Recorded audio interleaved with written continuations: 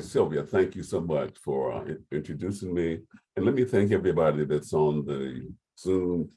I want to do several things this evening, of course, obviously talk about the conference and why we are going to Jacksonville in the face of the travel advisory from the National Association for the Advancement of Colored People.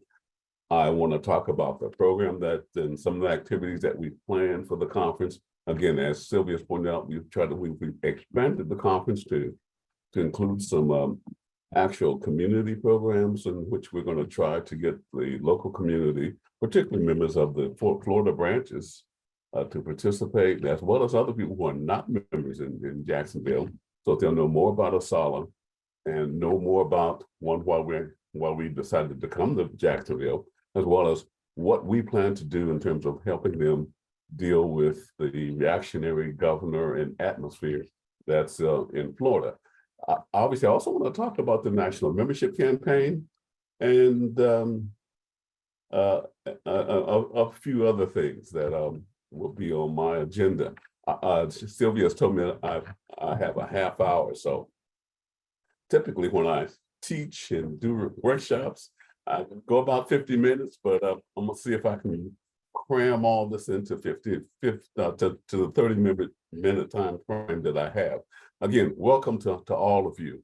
I've been a member of ASALH for I guess about 50 years, at least on and off. I joined ASALH when I was a graduate student at Ohio State University. In fact, my advisor at Central State actually paid for my membership, but I've been a loyal member. I've worked with the Journal of African American History. I've published in the journal. I've been a member of two branches, the Charleston branch, and of course now the Dallas-Fort Worth branch, which, as some of you know, is been named in my honor, and I really appreciate that. But one of the things I've always tried to do is help ASALH, keep ASALH moving forward. We are one of the most important organizations in the country promoting the study of African American history in this country. And we know how important that is. I always tell the story that I went through 12 years of education in Ohio where I did not learn about a single African American man or woman or African man or woman who had ever done anything in history. So one of my thirsts and one of the things I've craved over the years was indeed the history of our history in our culture. And part of why I became a professor teaching African American history because of the negligence that I experienced in my own education. So our conference then is one of the major conferences in the country that deals with the African American experience. And that's why it's so important that we have our conference every year. It's so important that we celebrate Black History Month. It's so important that we publish the Journal of African American History and the Black History Bulletin, because we're providing the community, particularly teachers and young people, history, African American history, information on African American history and culture that they may or may not be able to get elsewhere. We are going to Jacksonville in spite of the NAACP's travel advisory, because we know we need to go there. We need to go there and again, hold our conference. We need to go there to help the teachers who are being threatened with felonies for teaching African American history. We need to go there to help the communities there. I hope you'll take a look at the letter that I wrote back in April about why we are going to Jacksonville. We're not just going to Jacksonville to hold a conference. We are going there to challenge Governor DeSantis. We are going there to challenge reactionary policies. We are going there to help. So one of my messages to you, or my main message to you, is go to our conference, help the people in Jacksonville continue to learn about the African American experience, help those teachers by supporting them in their efforts to teach the history and culture of African Americans. Now, we're going to have some great speakers at this conference. As you know, we do 3 luncheons at our annual conferences. On Thursday, we're going to have Dr. Kimberly Crenshaw, was the leading scholar on critical race theory. And as you know, one of the criticisms that has emerged in our popular culture, led by the Republicans, is this idea that critical race theory teaches us to hate white people, and then that we are teaching that our country is imbued with racism in all of its institutions, which in fact is partially true. So we're bringing her in to basically confront that whole idea that critical race theory teaches hate and division in our culture. She will indeed be able to speak for herself. On Friday, we're having Hassan Jeffries. Hassan Jeffries is a colleague of mine at Ohio State University. He teaches in the history department there. He, of course, has been working with the Southern Poverty Law Center to develop curriculum and courses on what he calls hard history. And of course, hard history focuses primarily on teaching about slavery and the African-American experience. And teaching about slavery indeed is what is called hard history, because most people don't want to teach that history because that's not a nice, wholesome subject in American history. So Dr. Jeffries will be our keynote speaker for the luncheon on Friday. Then on Saturday, we have a really special luncheon program.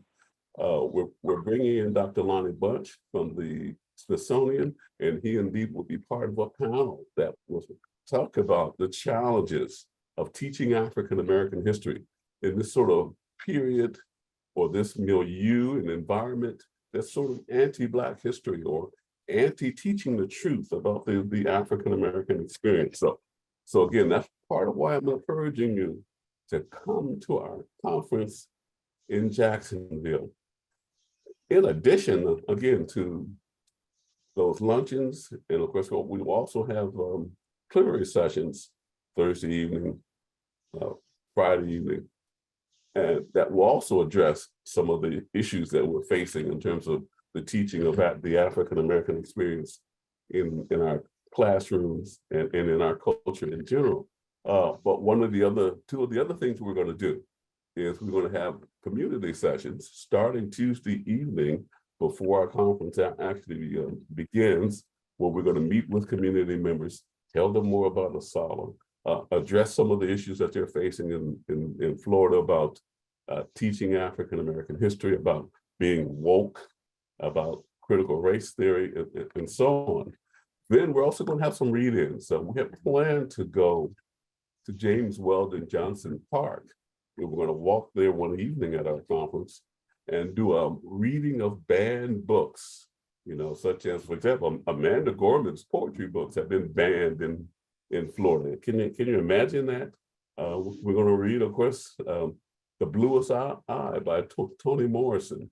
So that is still in process of being planned, because we understand that James Weldon Johnson's park is under construction or being renovated, but we will indeed, as I said, go into the community while we're in Jacksonville to do a banned book reading. So as you see, we're doing much more than just going to a hotel and sitting around talking to each other. No, we're going to get engaged in the community and address some of these issues that, of course, made national news in terms of the teaching of Black history in Florida.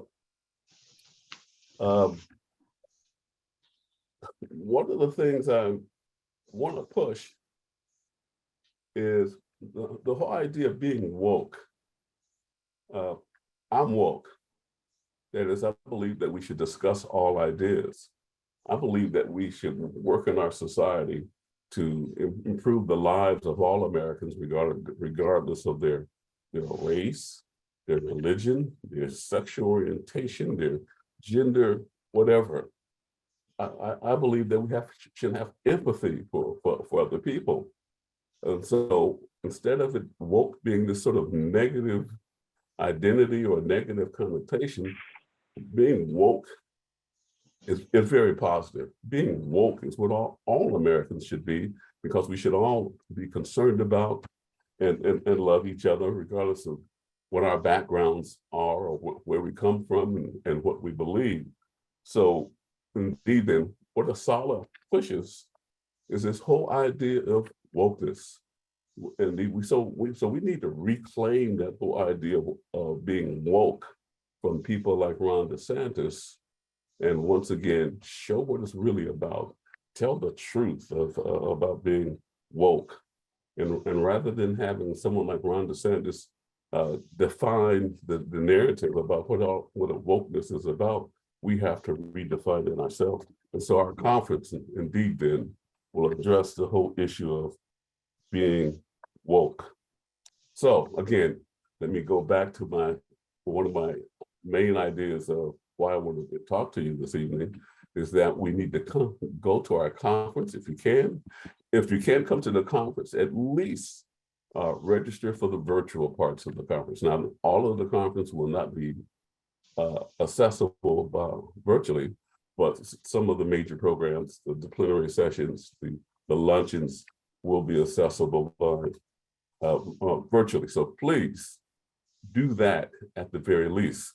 And of course, encourage others to attend our conference in Jacksonville, or at least, again, assess it virtually. Now, believe it or not, and again, some of this is on me, we still have a national membership campaign going on. We are still trying to reach 3,000 members for ASALH. We've done a press release. We've reached out to the branches, and let me say to the branches that are present, particularly their presidents and their treasurers, we need you to identify the 2 students that can have free memberships to ASALH as soon as possible. We're into the 6th month of the year. We're halfway through the year, yet most of the branches have not identified 2 students to give free memberships to ASALH. So please, if you're a branch president, a branch treasurer, make an effort to provide students this opportunity to become a member, to become members of ASALH. Now, some of you may remember when we were in Indianapolis, I actually I attended the national membership meeting, and I proposed that we do a program to reach out to more young people. We did a national poster contest for middle school and high school students. It didn't generate the number of responses, and it didn't really increase our membership. And of course, as I said, the main thing I wanted to do was bring in more young people to ASALH. And so part of why we are giving these 2 free memberships is to bring in more young people, to bring in more students to ASALH. That should be a goal of all of us. And again, this is sort of self-deprecating, but we don't need more people who look like me in ASALH. We don't need more people who are as gray and bald-headed as me to be in ASALH. We need more young people. Let me emphasize that. We need more young people in ASALH. So again, if you're a branch president, treasurer, or you have any role in any of our branches, please make the effort to get young people into your branch, and of course, by extension into ASALH, by providing them these 2 free memberships. So again, we really need that to happen. Okay, well, one of the things I wanted to do by indeed having this session with the national membership meeting is give everybody an opportunity to ask questions, to offer ideas. And so I guess for the few moments that I have, or the few minutes I have left, I invite questions from the floor about either our going to Jacksonville or the membership campaign. So I'll open the floor to that right now. I see Shayla Holmes has raised her hand. Shayla, if you like, you can come on screen, or you can, you know, you don't have to, but we'd love to see your face if you don't mind sharing. Please direct your question to Dr. Delaney. Hi, everyone. I just got home from a long day. I'm here with my kids, being a mom right now. So I'm a new member of ASALH, and I'm thankful to be a part of this group. I'm originally working with BPEP, which is Black Political Empowerment Project, and I also do work with Coalition Against Violence as well. And I thank you, Doctor, for what you said about bringing on more youth, because that's really been my goal as a young adult. I have a 15-year-old son, and I'm constantly, you know, rallying him and his friends up. And one thing that I always say, even within our BPEP meetings, which are primarily, you know, what I like to say are seasoned vets, right? All of you that have been out here doing the hard work for many, many years, which we do appreciate. To the But question.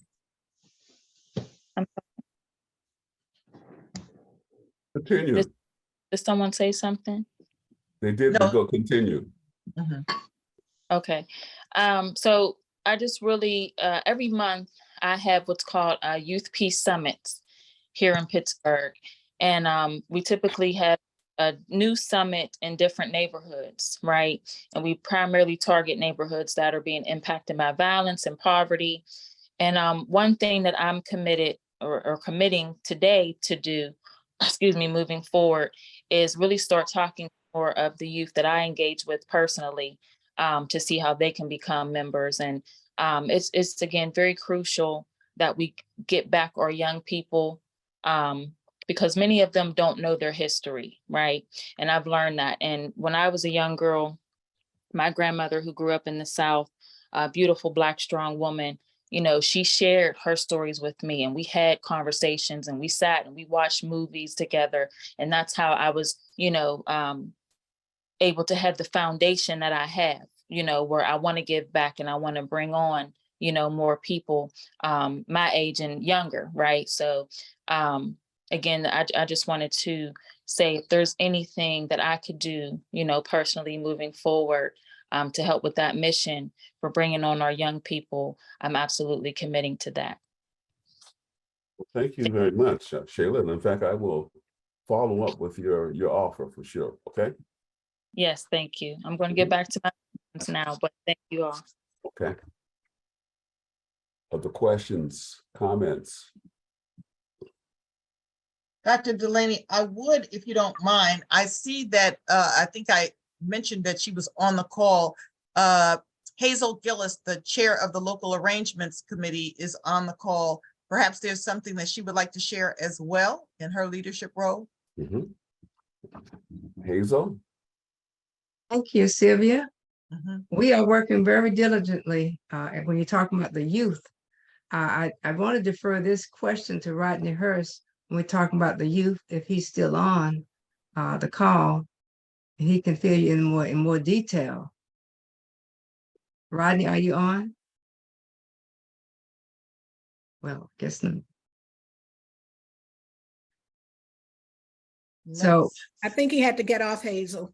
oh, okay. Yes. So yes. right now, as far as youth are concerned, we are meeting with, he is meeting with a group, I'm a Star Foundation, also other people, to make sure that we go forward with the grant that the DuPont's Foundation has offered us for the youth. So we're doing that. We are also, we've also submitted our 2 memberships that we're student memberships. If we just talk about membership, Sylvia, is there something else you want me to talk about other than membership? No, I know that you wanted to just extend an invitation to all of our members to come to Jacksonville and how important that is. Maybe you could just spend 15 seconds to just do that. Right. So it is so important that you come to Jacksonville. You need to come and stand with us. You know, as you know, we are ASALH. We are the Association for the Study of African American Life and History. And if we don't take a stand now, when will we take a stand? So please come to Jacksonville. Don't be afraid. We have an advisory. It's just an advisory. And if you know in your city, in any other city in the United States, there's problems everywhere. But we must take a stand against our governor here in Jacksonville. And we asking you to please come. You can view my draft video that was posted on the website. And to me, it was a draft, but please come to Jacksonville, support us, and stand for history. Support our vendors, support our educators, and support us, because we really need you now. If you do not come, then DeSantis will win. And if you think you're hurting him, you're not. The white folks are coming to Florida. We had a jazz festival sold out. Everything we have is sold out. No one is staying away. So if you're reading the news, you're hearing the news that you shouldn't come to Florida, don't listen to that. Please come to Florida. I think you'll have an excellent experience. Dr. Delaney talked about the tours. We have 3 tours. We have one in St. Augustine, one to Fort Mosaic. We have one to Kingsley Plantation. We have a Jacksonville tour, which Rodney Hurst will be moderating that tour. So please come to Jacksonville. And if you've gone on those tours before, they're different this time. And the next time they will be different when you come again. But please come support us here in Jacksonville. And in turn, when you have a conference in your city, we will definitely be there. Thank you, Dr. Lane and Sylvia. Sure. Thank you, Hazel. Let me thank Hazel, Rodney Hurst, and David Wilkins for recording videos about why you should come to Jacksonville. Those videos are very special. So go to our website and you'll be able to check them out. Andre Lee, I'll see you, and I'll get with you in just one moment. I also want to commend the Florida Coalition for starting freedom schools. Now, if you know the history of the civil rights movement, the freedom schools are an old concept that came out of the civil rights movement that date back to about 1956, 57 in South Carolina, where Septima Clark started the first freedom schools in the Sea Islands of South Carolina as a way of teaching reading and writing and how to balance checkbooks and other practical skills to people in the low country of South Carolina, primarily so that they would be prepared to take the literacy tests and vote in South Carolina. Dr. King then had Septima Clark take the freedom schools to Georgia and to Alabama with the same idea. How can we prepare people to register and vote so that they indeed could vote and change Alabama and Mississippi and Georgia in terms of the registration of African Americans to vote. SNCC then picked up the freedom schools and took them to Mississippi in particular during the Freedom Summer Project of 1964. And they added an interesting part to them. That is, they started teaching the first Black history courses in Mississippi during the Freedom Summer of 1964. So Jackie Hubbard and David Wilkins in Florida had picked up that freedom school concept to teach Black history. Since DeSantis is trying to stop it, it is indeed sort of unique and important that ASALH in Florida now is teaching freedom schools or have started freedom schools to teach Black history. Andre, I saw your hand up. Good evening, Dr. Delaney. Good evening to everyone. I'm Andre Lee. I'm president of the Roland McConnell branch out of Baltimore City, Maryland. I apologize. I don't know what's going on with my camera, but you can hear my voice, I hope. Yes. I did have one question. Now, I'm going to preface it by saying I'm a Christian man and I don't fear anyone but God. So I know he protects me wherever I go. However, has it been communicated to some persons who may wish to attend, but may be just a little bit hesitant because they don't know what type of climate they're coming into Florida? And I think I'm leading into what provisions have been made in terms of safety. the police department, just the whole protocol of keeping people safe if they have that issue. Okay. So, Dr. Delaney, if you don't mind, I can answer this question. As Hazel has pointed out, there have been no safety issues. There have been no unusual circumstances that have taken place in Jacksonville that would make us think that in any way we would need to hire additional security for the conference.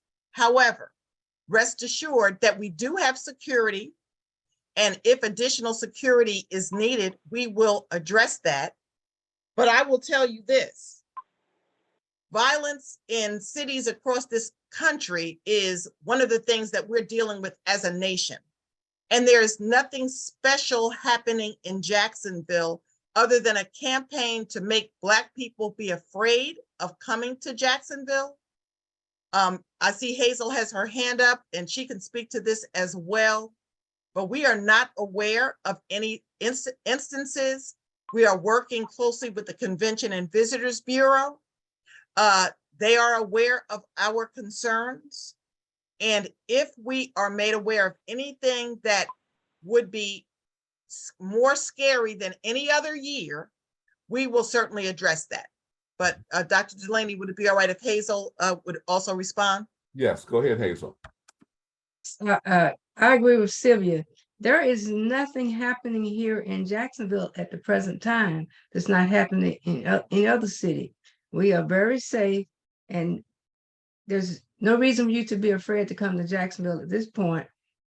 Also, Dr. Delaney, I did want to go back, and you mentioned the Freedom Schools, to let you know that all of the branches, all of the 6 branches in Florida are going to have Freedom Schools, are working on those Freedom Schools, although the Minnesota and the St. Petersburg branch have already started, completed, but we are working on the Freedom Schools. We also have here in Jacksonville, Charlie Cobb, who was with SNCC, who's going to assist us. We have Ann Chin. We have several people who will be helping us. But I just want to make sure you knew that. Okay. Well, thank you for the response. I'm very glad to hear that. And Ms. Gillis, you have to understand, it's not something personal to me. I'm not afraid. Okay, so I want to make that clear to everyone. I'm not afraid. The question was posted to me, and I'm glad to know, Dr. Delaney, Sylvia, and Ms. Gillis, that you have protocol in place for such a, and God forbid we have that, but it's just common sense that you do have protocol in place. And I certainly can communicate that to everyone. I appreciate it. Thank you so much. Yeah. Before I relinquish the floor to our illustrious treasurer, I saw a question in the chat from Dr. Ball about a mission statement. ASALH's mission statement is on the first page of the website. So down at the bottom. So check it out, Dr. Ball. All right, Valarie, you are on. Hello, everyone. How are you this evening? I've enjoyed listening to the first half of the presentation, and I too am excited about going to Florida, to Jacksonville. It's a beautiful city, and it's so filled with our culture. But on to our topic for tonight. Over the course of the last year and through this year, I'm trying to work with the branches and with the Executive Council to improve our financial capabilities and literacy. One of the things that we have to be able to do is to make sure that every branch has a bank account. And to have a bank account, you have to have an EIN number. So Sylvia, will you share the screen? I will. And Valarie, if you don't mind, just as we're transitioning, for those of you who may feel that the first half hour was what you needed and you're going to jump off, I would ask that if this conversation was beneficial to you, would you please let us know by putting it in the chat, or you can email us at membership@asalh.org. That information is in the chat. And if you are interested in another meeting, Dr. Delaney and I have committed to meetings in July and August. And if there are topics that you would like us to discuss at a national level, please let us know. So I see there was a question. Oh, no, it was comment. We have been in communication with the NAACP in the state of Florida. Our president has communicated with the chairman of the board of the NAACP. Both appeared to understand the reason that ASALH should come. And that is the reason why we're coming. But we do want to hear from you as our members. If you hear anyone with any concerns about coming to the conference, please share that with us using membership@asalh.org. So thank you for that. And Valarie, I'm pulling up. And while you're doing that, I hope you will all stay. Everybody has to be fascinated by information. So, but I will say this, I'm going to try to give the presentation quite quickly because it's really not that complicated once we go through the slides. But if you have a question in the interim, please raise your hand and I will either answer your question or talk about the point when it will be answered. So to start, this next page, Sylvia, this is just getting an EIN number. And we start with understanding that, making sure we have a shared understanding. ASALH is a 501c3 charitable organization. And that simply means that under the tax law, the Internal Revenue Code, we are exempt from paying federal income tax. Branches have the right to operate using ASALH's 501c3 exempt status, or the branch may obtain its own unique 501c3 status. And we do have branches in Florida which have their own 501c3 status. I'll make a comment here when you, just a note about getting your own 501c3 status. As an accountant, I would recommend that to you only after you got over $30,000 or so dollars. Just because when you have your own 501c3 status, you have to file what's called a 990, and you have to have more detailed accounting records. And you may require the assistance of an actual accountant to do that. Okay, so an EIN number is just known as a business identification number and is used to identify a business entity. It's a 9-digit number and it looks like this, two numbers and then the rest. And whoops, go back. Sorry. An EIN is just, again, doesn't matter what type of business entity you have, you need an EIN number. Although nonprofits are not concerned with payroll and they don't need federal income tax, they don't pay federal income tax, they still need an EIN. Okay, so now let's get down to the business. And here's what the EIN number does for you. It allows you to qualify, as we've just talked, for the tax exempt status. Many times in your state, when you have to prepare a business application or a license, if you don't have an EIN number, they will ask someone from your branch will have to use their social security number. You don't want to do that. You don't want to have your personal information floating through business records. Sometimes when you want to obtain a state or local permit, your EIN number will be necessary. Different states have different rules about when and how they require you to use the EIN number. It's really easy just to get the EIN number and then you'll always be ready. To obtain state and local permits. And here's the key for ASALH members. Almost all states require you to have an EIN number to open a business bank account.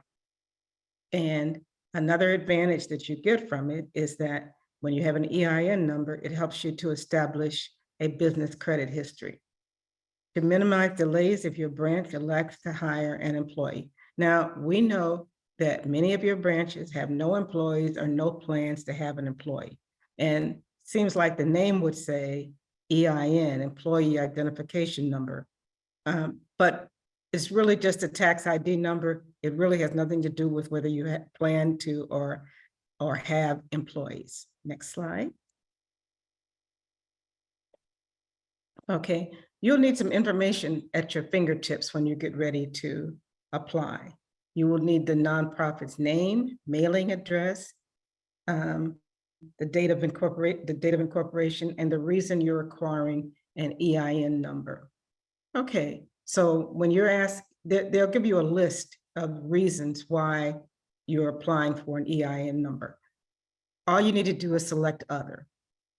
Just select other. There's a list there, ignore all the reasons and select other. That is assuming that you were not a new branch, that the 5 branches, I think they've been in business for some time, so select other. Name of the responsible party. This is an individual who controls, manages, directs the business and the disposition of funds and assets. The responsible party must be a real person, usually a board member. Now, I emphasize responsible person must be a real person, because some, not necessarily ASALH, but people, sometimes when they're applying for the number, they think that the responsible party is the name of the business entity. It's not. And in fact, if you list the name of the business entity as the responsible party, your application will be rejected. The IRS needs to know who the responsible party is, because they need to know who to contact if there are any problems. This is the person who should serve as the first point of contact for all matters that are EIN related. And, you know, your officers change, and there's a method out there in the future for you to go back and for you to edit and change the name of the responsible party, but you have to have one. Okay, Sylvia, next. Okay. I don't see any questions out there, but let me know if there are. So you'll also have to tell them what type of nonprofit organization your branch is. And just for your general knowledge, ASALH is defined as a community or volunteer group. Examples of which include neighborhood watch, preservation societies, which we certainly are. But on your application, when it asks you about this, just check the box for other nonprofit. All right, next page. So now that you know, those are the basic elements or new information that you're going to need. You know, you're going to need your address and all that stuff, but these are the things that you might uniquely need to know how to answer. The EIN application is available for free from the Internal Revenue Service. They give you 2 options. The first one is the online, and the second is to download a form SS4. Okay, next slide.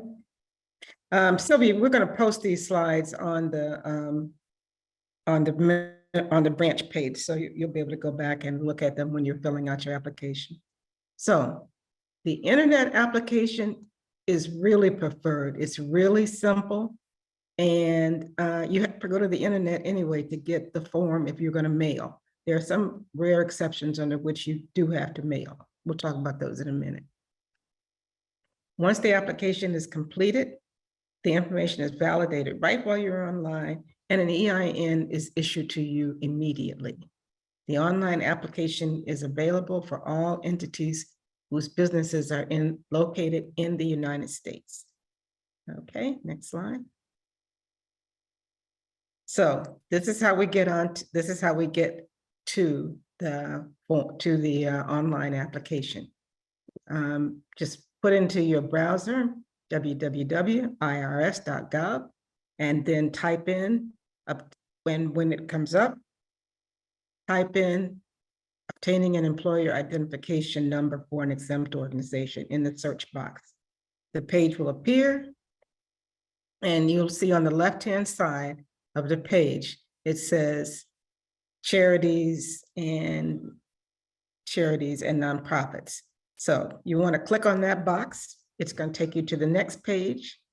On the box and on the right-hand side, it tells you to click to apply for an identification number for a nonprofit.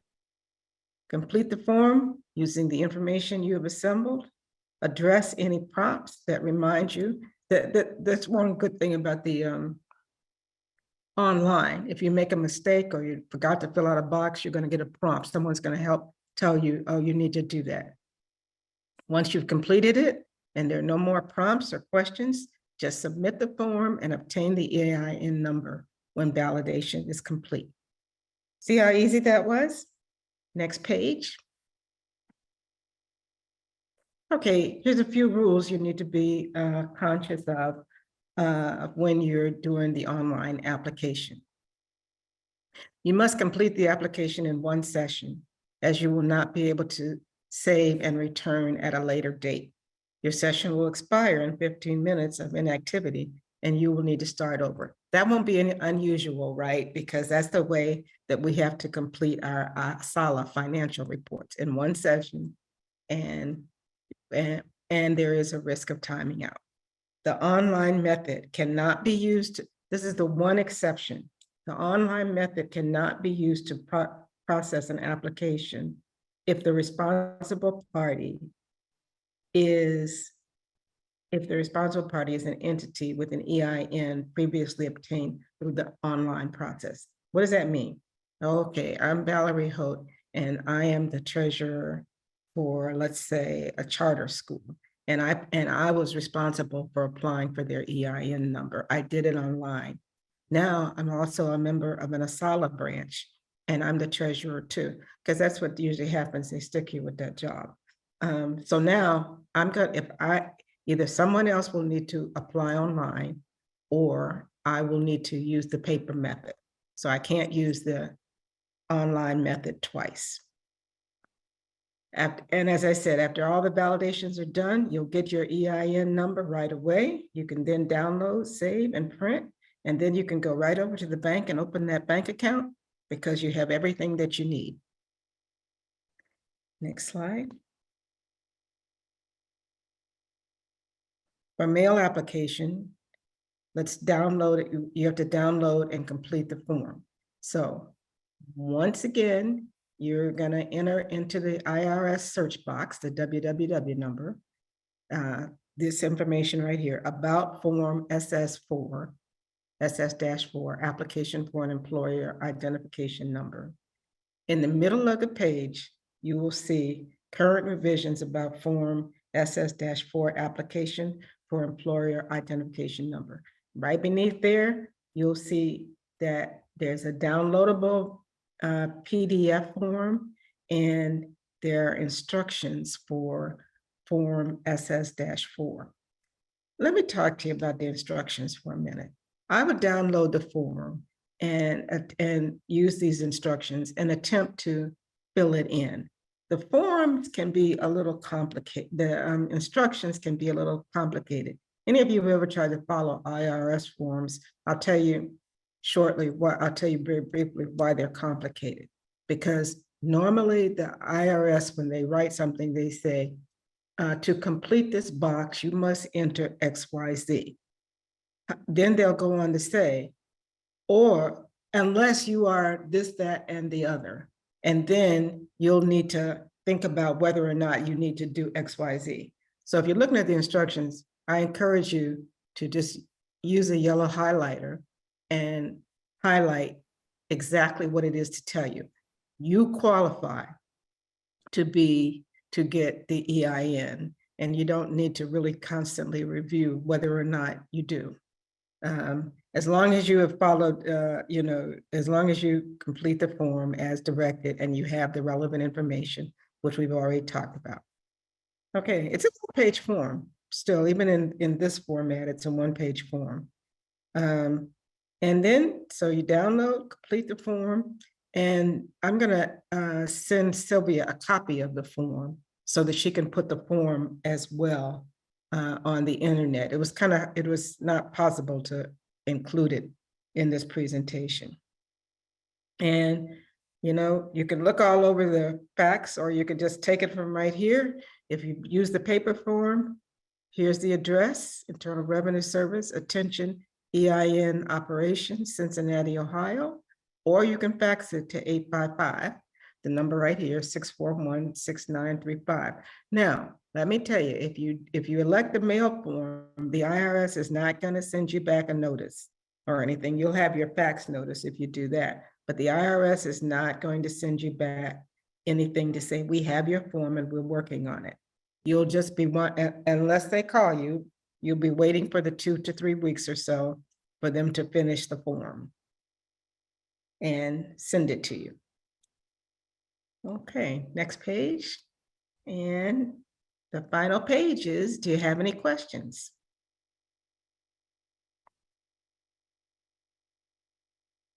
Eric White. How are you? So I'm fine. How are you? thank you for that presentation. I was looking at the form, and for the responsible person, they are asking for your social security number. Is that correct? Yes, you will have to furnish it that one time. Yes, that's accurate. Okay, but that has nothing, has nothing to do with my personal accounting in other areas or anything like that. No, no. That's just so that they will know that you are a legitimate person that is being connected to the EIN. But thereafter, anything that you do with your ASALH chapter, you will use the EIN. You will not use your social security number. Mm-hmm. Okay, and when officers change, is there a way that you just notify them and you keep your same number, or how does that work? They'll advise you of that when you get the form. There's an edit feature out there where you can go and change it. But I would suggest to you, let's say for instance, you have someone that's your treasurer and then they move up, or they stop being the treasurer, but they're still active in the branch. You might want to leave the EIN number the same as long as that person is active in the branch. Okay, thank you. Even if they're no longer an officer. Mhm. Valarie, I'm just raising my hand as a host. You can't see it, but I think that that's a good point that you're making. Many of our branches have had their EIN number for a number of years. So if you do, if what I'm hearing you say is go into the website, check to see the name of the person who is affiliated with your branch, because in some instances, those members are no longer with the branch for a number of reasons, especially if you've had your EIN for, in some cases, 20, 30 years. So this is a great exercise in that you're bringing this attention to us to please check your EIN with the IRS to see whose name is affiliated with your branch to make sure that it is still a current member of the branch. Okay, one other thing that I did not cover is you can also, this is pretty easy and straightforward, but there are lots of accounting and bookkeeping firms that will prepare your EIN number and submit it. And in fact, if you're operating in a state that requires you to have a nonprofit business license, if you have your nonprofit business license and your articles of incorporation, and if you take those to the bank will actually work through the EIN for you. But you may also hire someone to process the EIN number. And if you do that, the fee can be anywhere from $50 to $100. And there's plenty of them on the internet. But you know what? By the time you tell them what goes in the form, and they ask you 3 different ways of Sunday, you could have the form filled out and have it over and done with.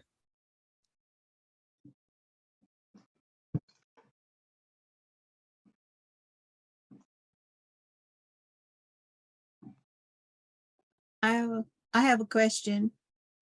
Mhm. Did I understand you correctly when you said that because ASALH is a 501c3 organization, that branches that have less than $30,000, $40,000 come under their protective umbrella?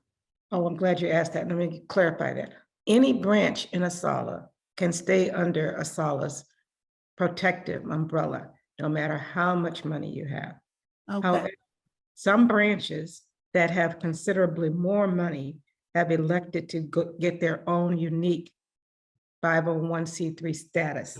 It is a bit of a process to get that number, to get that status.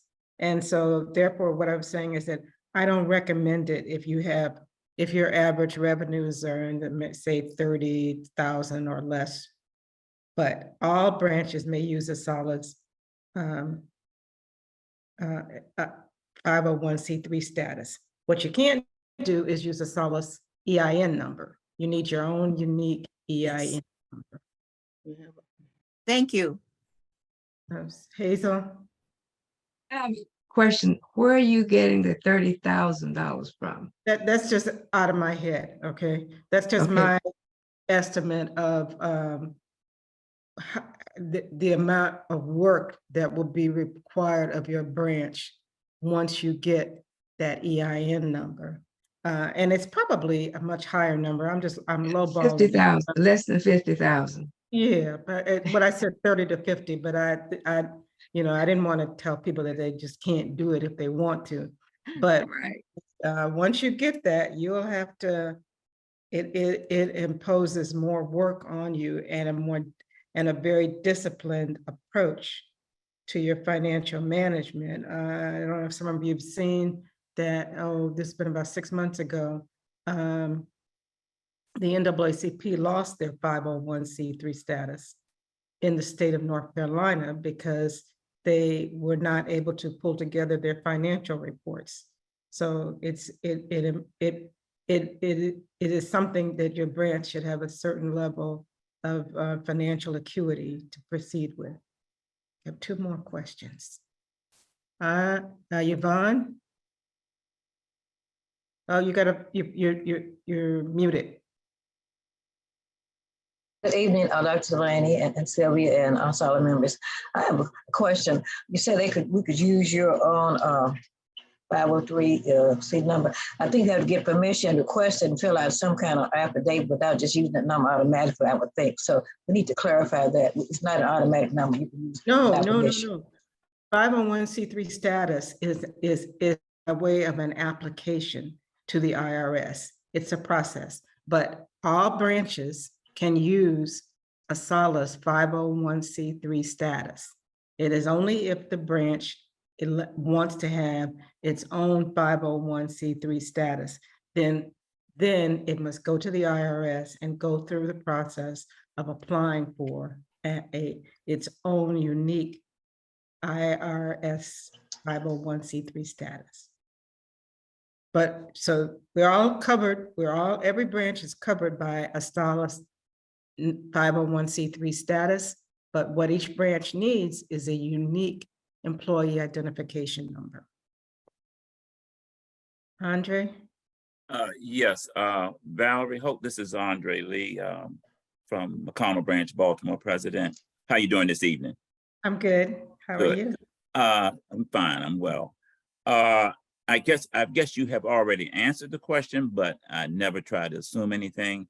When completing the annual branch report, and the question is, do you have a 501c3 status? Are you 501c3 status? Should we just automatically say yes or leave it? How should we answer that question, given the fact that all branches are covered? How should we answer that question? I think yes, but I think that Sylvia, isn't there another question under there that asks you for your EIN number? Yeah, I did that. No, Andre. The EIN number, yes. The intent of the question is to find out if the branch has its own 501c3 status. Okay, that So answers you that should question. answer, Okay. if you do not have your own, answer no. Okay, that clarifies it. Thank you so much, ladies. Thank you so much. And Spag? That's Sharon Page. I'm sorry. Yes, Page. Okay. Pardon me. No, I gotta find a way to identify myself better. I think, and I don't want to raise another question, or I don't want you to have to go into any detail about this. But what it is that yes, we are under ASALH, as far as being covered, but each branch, like you say, do need their EIN number. But what happens is they have to file some type of taxes with the IRS every year. So if it's under $50,000, it just goes. It's just like a one-page thing where you just answer 4 or 5 questions and it's over with. But if it's more than $50,000, that's when you have to go into some detail. So that is something that I just didn't want you to have to explain a lot about. But I think that they do need to have, I don't think they should just all say, okay, I'm under you and I don't have to answer anything else. No. When you, like I said, to get your own unique 501c3 status, there's a process that's way more in depth than what we're doing for this EIN number. And you need to, and you may in fact require outside assistance to get that process completed. But agreed that once you complete that process, then there's something called a Form 990 or a shorter form, maybe if you're under 50,000. But the point is that if for ASALH, we're responsible for the 990 for the entire organization. And I think the young man that just said on that form, on our, annual report, that's one of the questions, have you filed the 990 after, you let them know whether you're a 501c3 or not. And if you miss filing for 3 years, then it's automatically revoked. That's exactly what happened in North Carolina to the NAACP. But I don't think people should be afraid to get the EIN number. You need it because you're not going to lose anything. You have to have the EIN number, but whether or not the secondary decision is, does your branch want its own nonprofit status? And that's a real, and for new branches, or like I said, Lance's with less than $30,000 or $50,000, that's probably not something you even want to think about. Right. But you need the EIN number because one of the things that we hold you accountable for is to ensure that you have a separate bank account for your branch business. And that should be a business bank account. And most states, you cannot get a business bank account without having an EIN number. Don Pinkert? Yeah, thank you, Valerie. Real quickly, if you do not have a branch 501c status and you come under the umbrella of the national organization, can you give me some practical applications where you would use the national 501c status? What would I need it for? Well, you need it to exist. That's a very short answer, but no, you cannot necessarily use it to, let's say, avoid like you're having a conference in your city. Whether or not you can avoid the sales taxes and all of that would be dependent upon the rules in your state, and they vary across the state. But you definitely will need your EIN number. I guess my question is, what would be the advantage of my branch using the national 501c status? As opposed to having their own?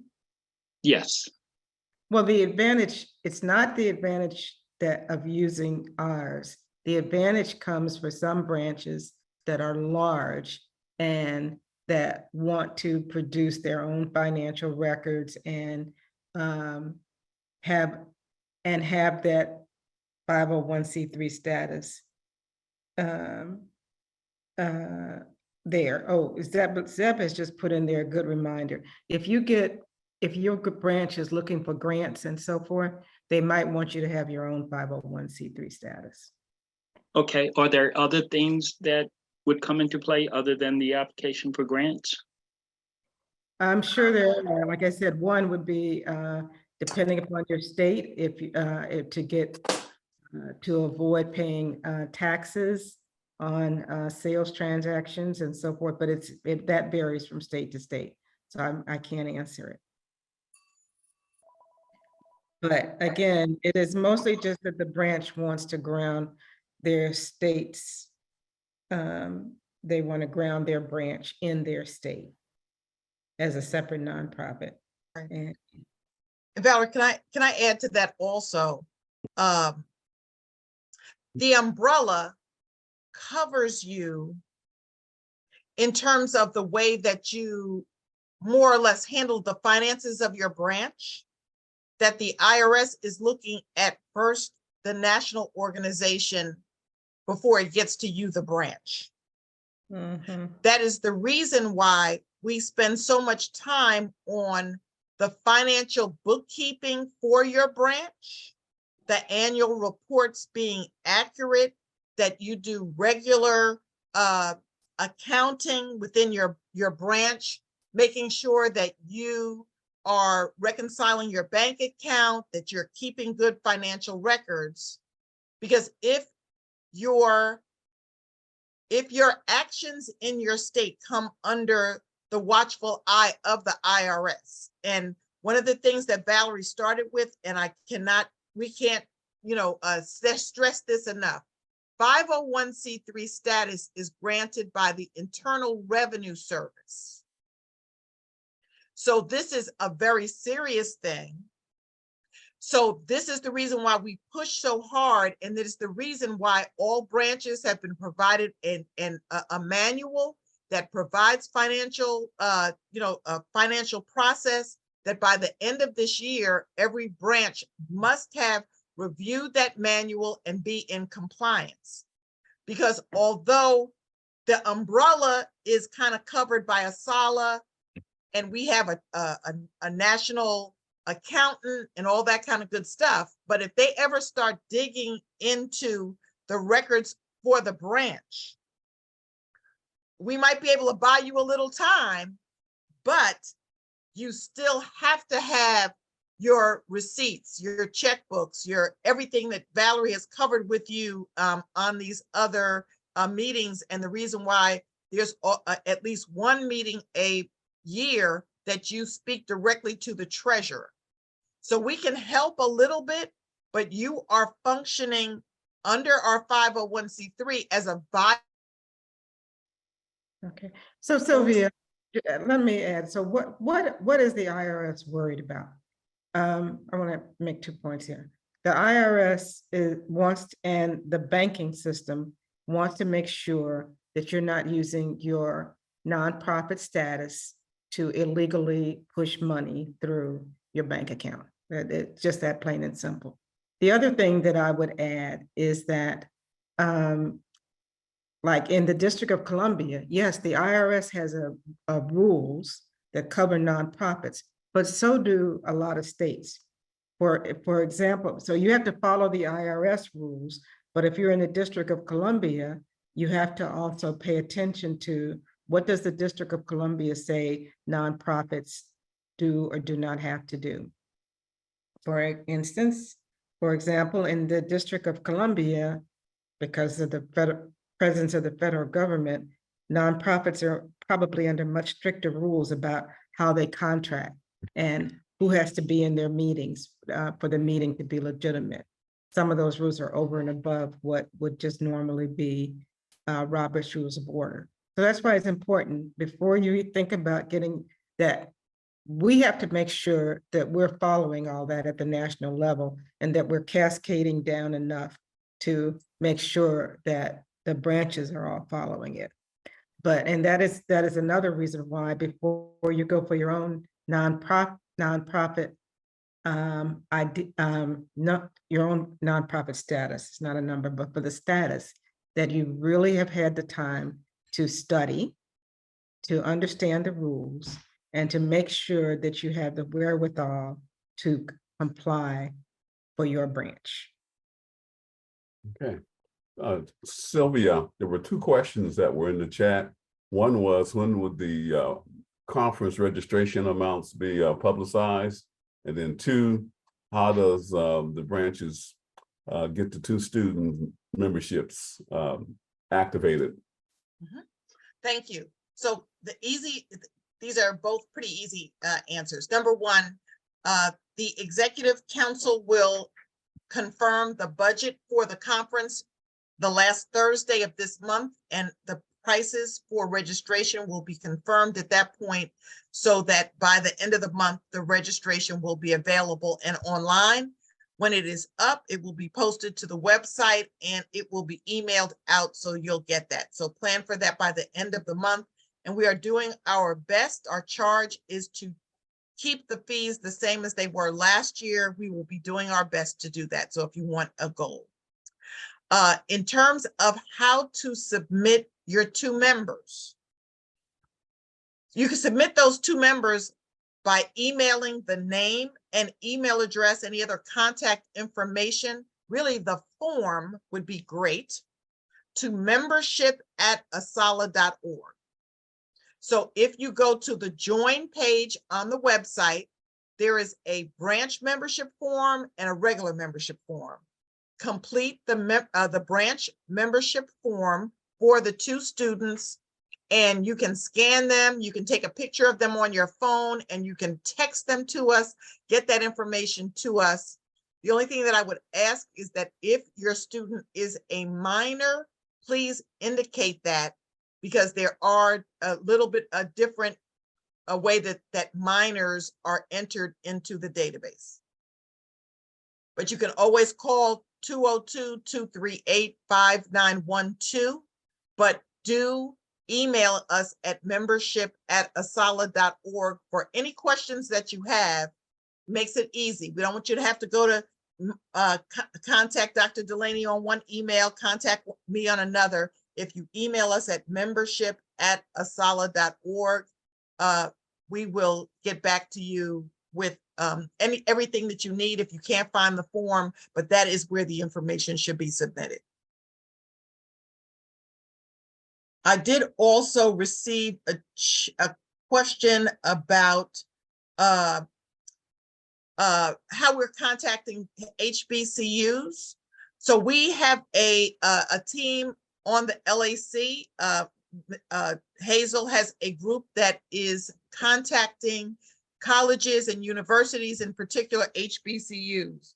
However, if you have a contact at an HBCU that you would like us to be in contact with, please send that name to us at membership@asalh.org, and we will we'll make sure that we reach out to them so that they can participate in the conference. We are looking for students and faculty, friends, and family from all 50 states to attend this conference. So we've already worked with a school in North Carolina. They sent a busload of students to Montgomery. We're asking them to do the same thing. And I would like you, especially if branch members are on the phone, but if there are any members of the association that have affiliations with colleges, universities, with faith-based organizations that might be interested in sending people to Florida, please encourage them to do that.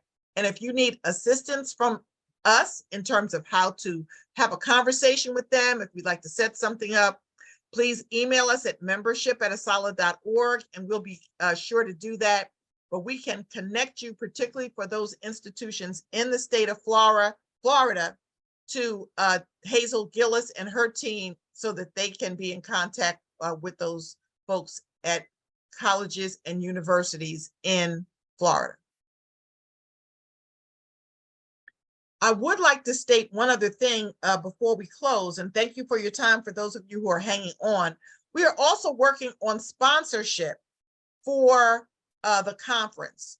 We will have a host committee, and individuals who make a donation of $500 or $1,000 will be considered a part of the host committee, and your conference registration is included in that, along with a few other perks. So if you are interested in being a host committee member, that information is on our sponsorship page. But again, if you want more details, please email us at membership@asalh.org, and we can be in contact with you. We also need corporate sponsors. So if you, through your network, know of organizations who you think should know more about ASALH and support our conference, our other programming, etc., please let us know so that we can talk to you, so that we can reach out to them and provide them with sponsorship information as well.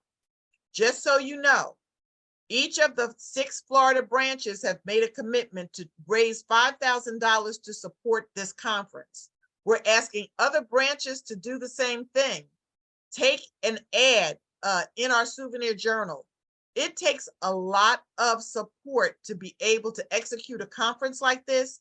And as you have heard, we are planning additional activities that cost additional funds. So please support us. You know, you've heard us say branches work because they're connected to the tree, and the tree is ASALH. ASALH members are connected to that same tree. So even if you're not in a branch, please understand how important ASALH is, particularly in this day and age. We used to say, we don't want them to roll back what we have achieved over the last 30, 40 years. Now we're looking at 70 years where the rollback is occurring. We can do this together. Black people have been responsible for every positive thing that has happened in this nation. So many positive things that have happened in America. We've got to pull together to fix this teaching of Black history. We've got to work together to unban these banned books. We've got to work together so that this nation and the world recognizes the contributions of African Americans and celebrates that with us. And we could only do it with your support. So please, if you have any questions, you have any suggestions, any thoughts, email us at membership@asalh.org and we will get back to you. I do see that there have been, there's an, Alexis Clipper has shared a program that our branches are doing for Juneteenth. We know that Juneteenth is coming up. Branch members and individual members, one of the benefits of membership is that you can share branch events or other events that you are interested in that are in line with our mission and vision from the members area page on our website. We encourage all branches and all members who are not in branches to send us information on important activities that are happening around the nation, so that ours is a website where you go to find out what's happening with Black history in America. So thank you for sharing that. The Edna B. McKenzie branch, the Hampton Roads branch, Rochester and Manhattan are coming together to present a Why Celebrate Juneteenth. So we want to support that. If your branch is not having its own program, please join these branches. The information is in the chat. I'm sure they've shared it with us so that it's on the website, but if not, please do that as soon as possible so that we can all share in that.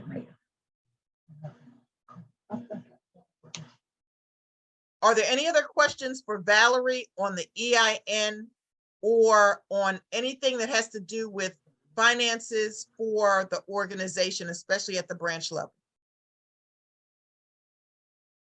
Well, I know the hour is getting late. If you think of anything, please send the information to, you know by now, membership@asalh.org.